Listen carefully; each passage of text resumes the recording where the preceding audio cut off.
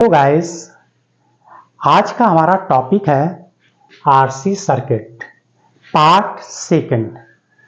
RC circuit का मैंने first part भी बनाया है, उसमें था charge of capacitor through register. और आज का टॉपिक है जो सेकंड पार्ट है वो discharge of capacitor through register. तो फर्स्ट पार्ट आप जरूर देख लीजिएगा, उसका लिंक मैंने डिस्क्रिप्शन में दे दिया।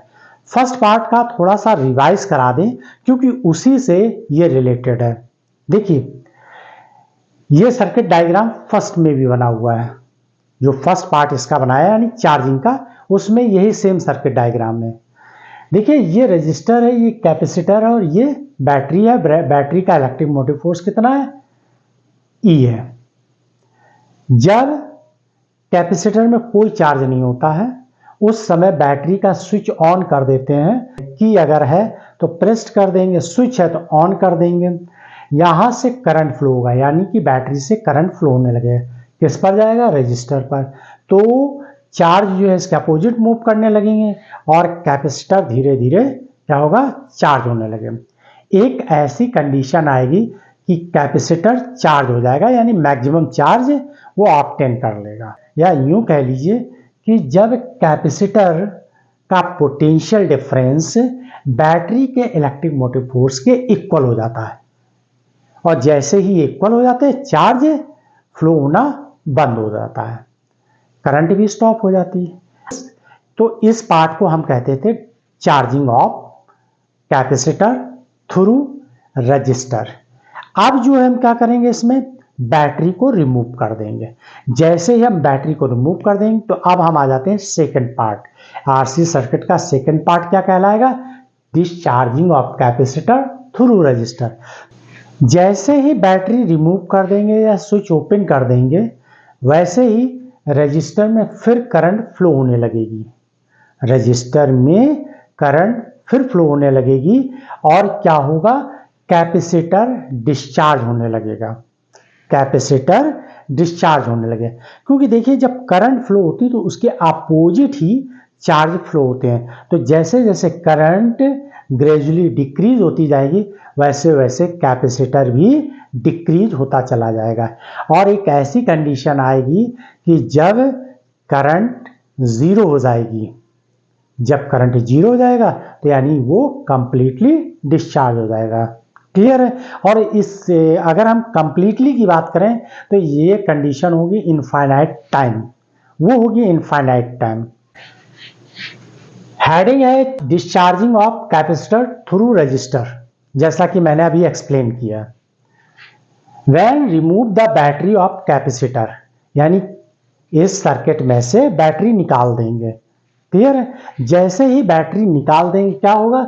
The capacitor is gradually discharged through register R. क्यों? क्योंकि अब करंट जो है रजिस्टर में फ्लो होने लगेगी और कैपेसिटर क्या होगा? डिस्चार्ज होने लगे। क्यों? क्योंकि करंट के अपोजिट चार्ज मूव करते हैं। क्लियर है? और जैसे जैसे करंट रिड्यूस होती जाएगी धीरे धीरे करंट जीरो होने लगेगी, और एक ऐसी कंडीशन आएगी जब करंट जीरो हो जाएगा तो कैपेसिटर भी डिस्चार्ज हो जाएगा।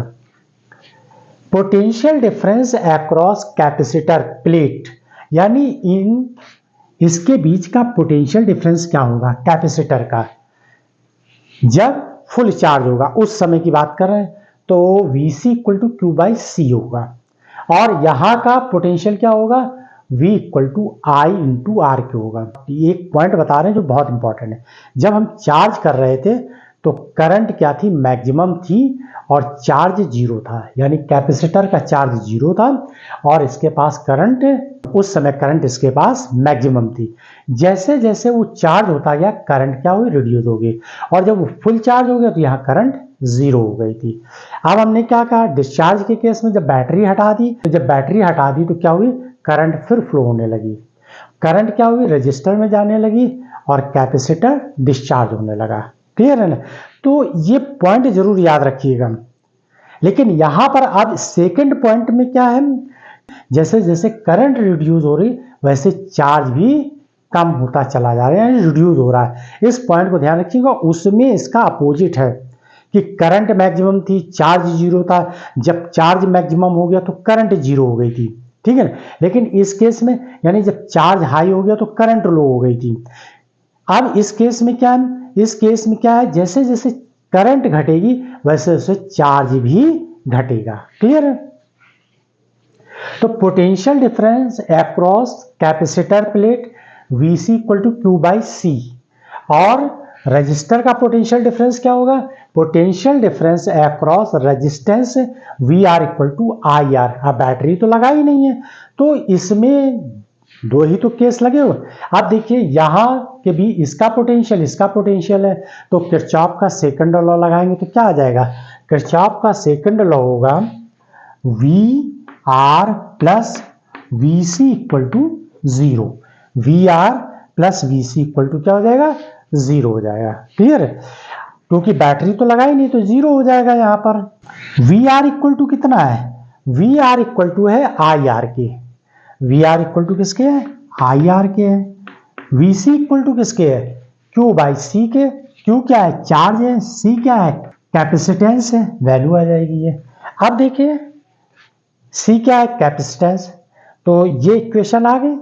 अब इसमें क्या करेंगे कि यहाँ I जो वैल्यू लिखी हुई है इसको हम लिख सकते हैं I equal to d q by d t.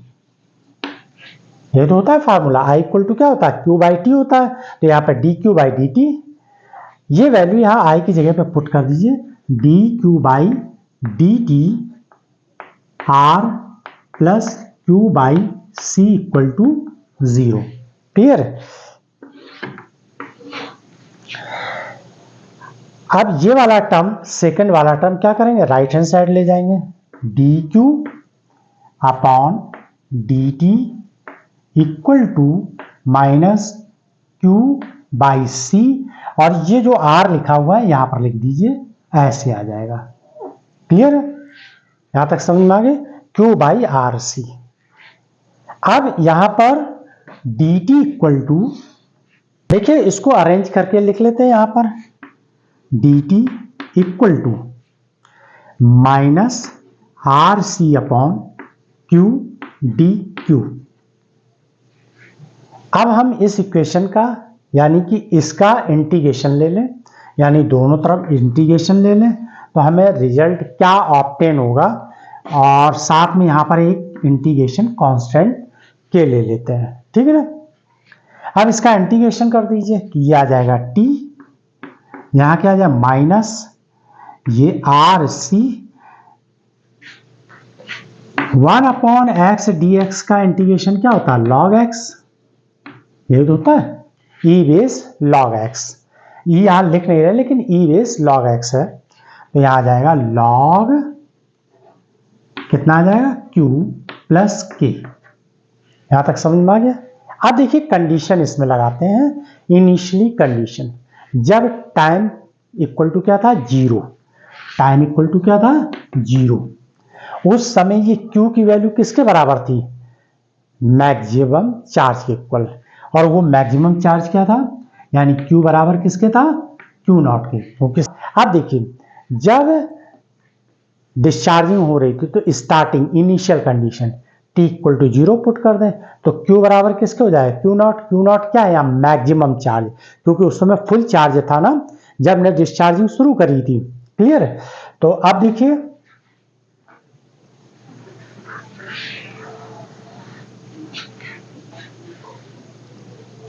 ये वैल्यू इनमें पुट कर दीजिए, तो ये वैल्यू जब इसमें पुट करेंगे तो क्या आ जाएगा, टी इक्वल टू जीरो, यहां पर माइनस आर सी लॉग ई बेस, और यहां क्यू की जगह क्या पुट कर देंगे, क्यू नॉट प्लस के, तो के इक्वल टू कितना हो जाएगा, R C log Q not e base. अगर कहीं पर हमने छोड़ दिया हो तो लॉग ई बेस ही है, क्योंकि इंटीग्रेशन में लॉग ई बेस होता है। इक्वेशन फर्स्ट में के की वैल्यू पुट कर दीजिए, तो पुटिंग द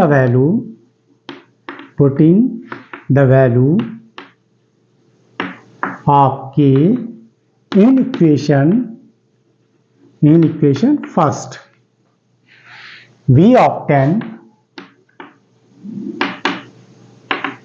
क्या रिजल्ट मिलेगा अब हमको, ये वैल्यू इसमें पुट कर दिए तो t equal to minus R C, ये आर सी लॉग ई बेस क्यू, और यहां पर ये k की वैल्यू पुट करेंगे plus R C log E base Q not.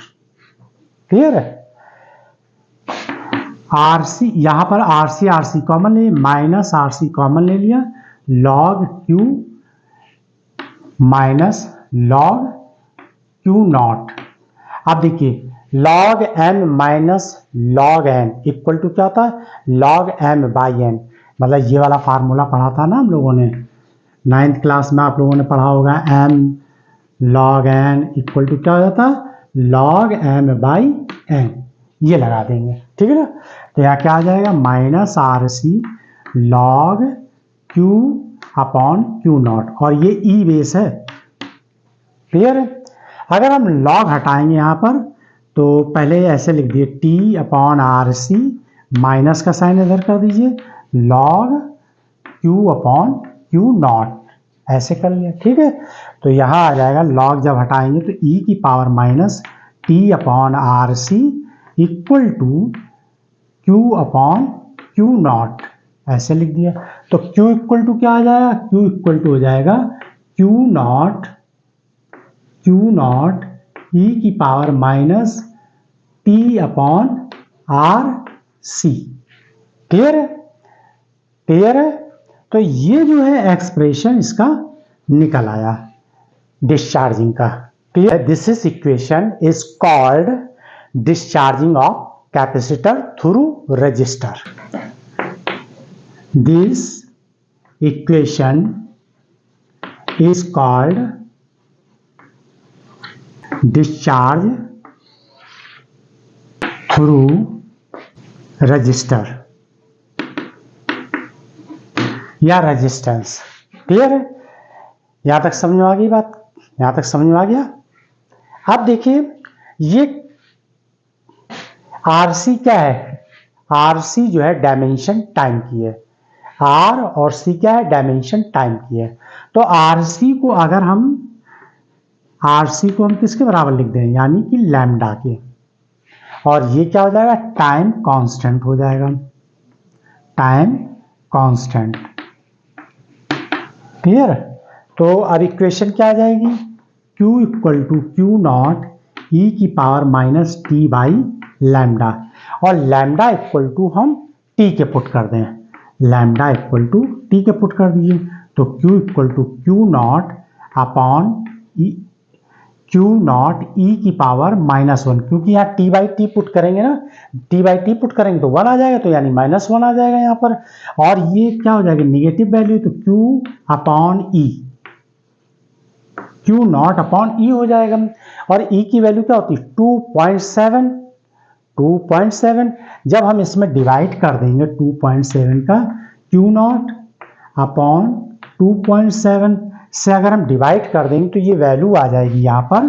Q की वैल्यू क्या आ जाएगी? 2.7 से डिवाइड करेंगे तो ये वैल्यू आ जाएगी 0.0362 क्यू नॉट के, ये वैल्यू आगे निकल गया। क्लियर है? अब आप इसका स्क्रीनशॉट ले लीजिए, फिर इसके आगे बताते हैं कि करंट का एक्सप्रेशन क्या होगा, मतलब करंट किस तरीके से रिड्यूस हुई है। इसका स्क्रीनशॉट ले लीजिए। करंट का भी एक्सप्रेशन निकाल लेते हैं।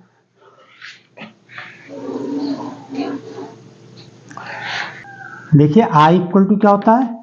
D q by d t, यही तो होता है, I equal to d q by d t. Q की वैल्यू मैंने क्या निकाली यहाँ पर? देखिए ये वाला फार्मूला निकाला था, इस फार्मूले की वैल्यू उठा के यहाँ पुट कर दीजिए क्यू की जगह पे, तो क्या आ जाएगा? डी बाई डी टी, और यह क्यू नॉट ई की power minus T upon R C, E की power minus T by R C. अब इसका डिफ्रेंशिएशन कर दीजिए, क्यू नॉट ऐसे रहेगा, ई की पावर का इंटीग्रेशन करेंगे तो minus T by R C, और फिर ब्रैकेट में आ जाएगा 1 अपॉन आर सी। क्लियर है? I equal to Q not upon R C, और यहाँ माइनस आ जाएगा, और ई की power minus T by R C.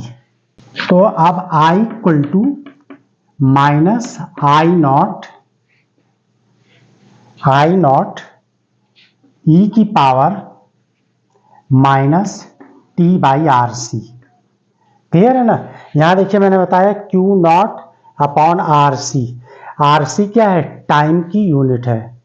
तो यहां पर क्यू नॉट बाई टाइम आया, क्यू नॉट बाई टाइम किसके बराबर हो जाए, आई नॉट की, यानी मैक्सिमम चार्ज है तो मैक्सिमम करंट होगी उस समय, और ये एक्सप्रेशन आ गया इसका करंट का। तो अब जो अगला हमारा वीडियो होगा, थर्ड वीडियो, उसमें हम चार्जिंग डिस्चार्जिंग का ग्राफ, करंट का भी टाइम के साथ ग्राफ बना के दिखाएंगे किस तरीके से वो वैरी करता है। तो आई होप कि आप लोगों को समझ में आया। Thanks for watch my video.